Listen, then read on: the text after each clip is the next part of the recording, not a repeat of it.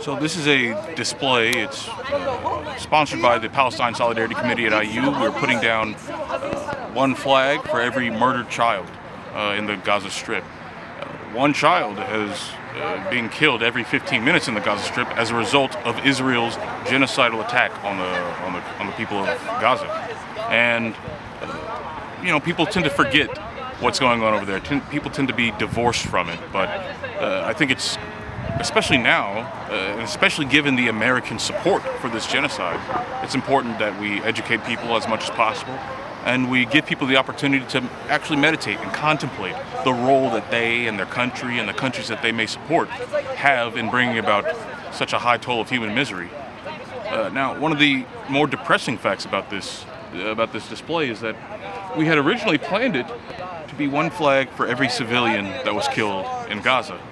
But as I'm sure you and all of your viewers and listeners and readers know, the death toll has continued to rise. It's continued to skyrocket, actually, to the point where the civilian death toll, the death rate per day, is as high as it's ever been for any conflict in the 21st century, and it rivals those of the 20th century. And so we really need to get the perspective of what we're dealing with here, the human cost of American policies and Israeli policies, and hopefully this will inspire some people to meditate on this and maybe take action. How do you spell your name?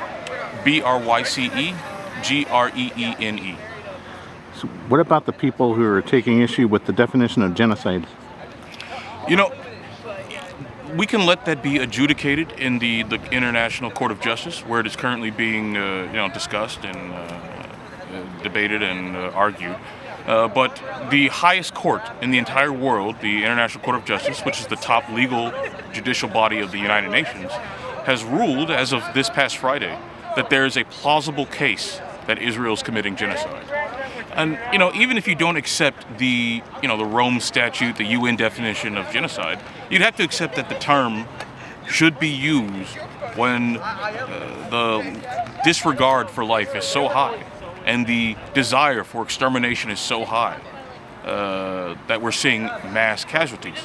So if you were willing to look at this death toll and then you quibble about the definition of genocide, well, I think you're purely talking in an academic sense. But if the word genocide is supposed to mean anything, it's supposed to mean that which we never want to happen again. Killing on a mass scale with the intent to destroy the population. And if you can argue in an academic paper or a fancy court of law that that definition doesn't technically apply here, well, then I think you've missed the forest through the trees. If we're going to use that word, we're going to use it to galvanize people to prevent something like it from ever happening again. And that's what we're trying to do. So what about this Jim Banks guy? What's been happening with him and the university here? So a few months ago, Congressman Jim Banks sent a letter to Indiana University calling out our organization specifically, raising concerns about what he considers to be anti-Semitism. And what this gets at is, part of the heart of what we're trying to expose here. Is that people will hide behind definitions of anti-Semitism rather than confront the actual human costs that are mounting over there. They consider any criticism of Israel, no matter what Israel's doing. Israel could kill 1,000 children, could kill 10,000 children.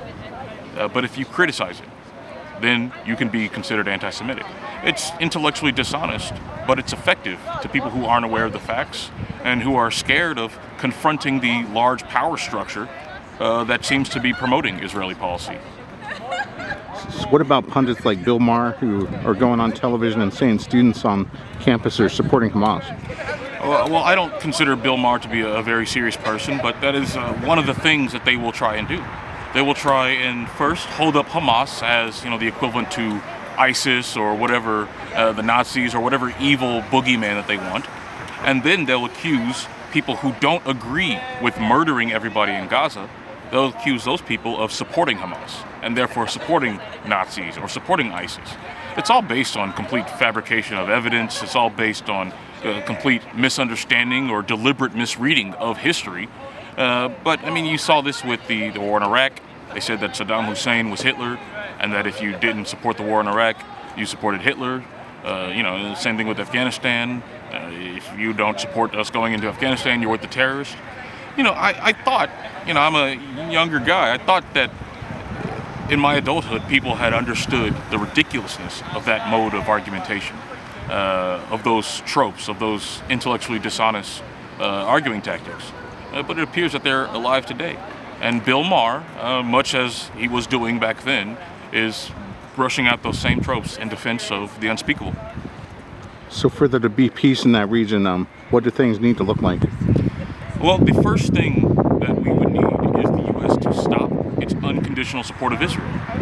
One of the main reasons that there is no peace in this region is that Israel doesn't want it. I mean, we can see it from 1948. We can see it after the 6 Days War. We can see it in the Lebanon invasion of the 80s. We could see it in the Intifadas. We can see it in how they've treated the Gaza Strip. And in fact, if you go and look at what Israelis say about the peace process, well, they say that they never intended to give the Palestinians their own state. And whenever they do talk about that sort of thing, they deliberately say that, well, this won't be militarized, they won't control their borders, they won't control their economy, they won't control their religious sites, they won't control their population, but they still call that a state. It's a sleight of hand. But for any peace in that region, Israel's going to have to change its behavior. And Israel doesn't need to change its behavior so long as the Americans keep writing their checks. And as long as we are paying the bills, I think it's incumbent on us as Americans to make that situation come about, to end U.S. support. Now, what the long-term solution will look like, well, you'll have a lot of people having a lot of different ideas about that. There are many people, most of our organization, I would say, we are in support of a solution in which every single individual in that region gets equal rights. Jew, Arab, Christian, Muslim, what have you. Everyone has equal rights. Now, if you ask an Israeli about that solution, it's typically called the one-state solution, well, they'll say that's effectively destroying Israel because it is eliminating the Jewish majority in their state.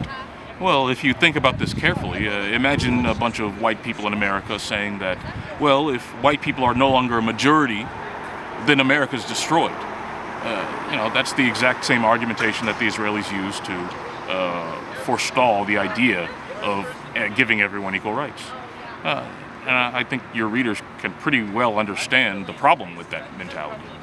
But that is why we don't have peace. And if we want to end that mentality, we have to end the U.S. support. And to end the U.S. support, we got to organize. Is there anything else you wanted to add that I didn't ask? Nothing I can think of right now. I appreciate you coming out here and giving us a sympathetic ear. And we hope that the students on campus and the community members as well will be as impacted as we are watching this stuff unfold before our very eyes every single day. Oh, do you want to say anything about Samia Halaby, the artist? Yes. Well, we are doing this. We're doing this in solidarity with all of the voices that have been silenced, not just the children that have been murdered, but also the people speaking out against those children being murdered, being silenced. Samia Halaby, she was scheduled to exhibit her art here on campus, and this was in the works for 3 years. But then, due to vague and unspecified security concerns, the exhibit was called off. And this came right after the university was caught again suppressing pro-Palestinian voices after they suspended the faculty advisor for the Palestine Solidarity Committee, a man named Professor Abdulkader Sino. And Sino has been a great help to us in this organization, but they decided to suspend him because he may or may not have filled out paperwork improperly. Now, they have their own reasons that they'll put on paper, but to us and the people who support Palestinian rights, it seems pretty clear that IU is trying to suppress pro-Palestinian activism. Now, I will say that we did receive permission from the university for this display, but we also received permission from the university to have that event with Miko Peled, and they pulled it at the last second. So we'll see how this display turns out.